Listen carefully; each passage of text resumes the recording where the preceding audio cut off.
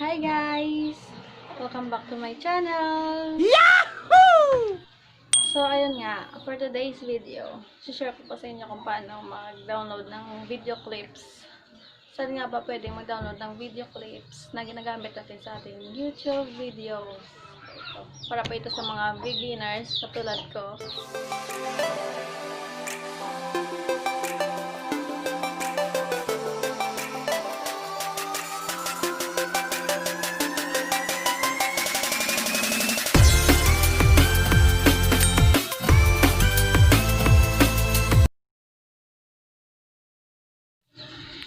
So, ito nga, start na po tayo.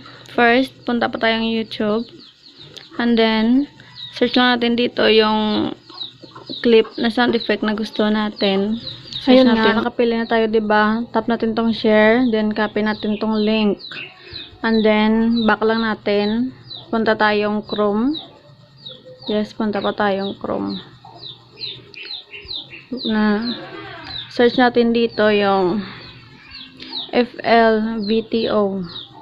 Yun. Search lang yan natin. Wait natin. And then tap natin dito yung sa taas na to. Yun. Then, right.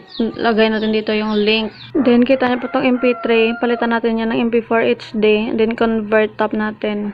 Ayun. Wait lang tayo ng 5 seconds. Pang-X natin tong ads.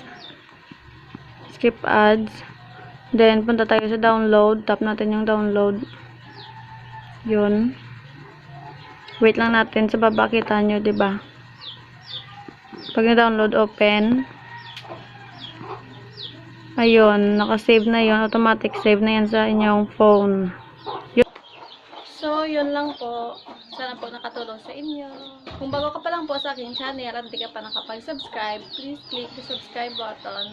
Click the bell, like, and then share mo na rin. Yun lang po. Bye-bye. Till next time.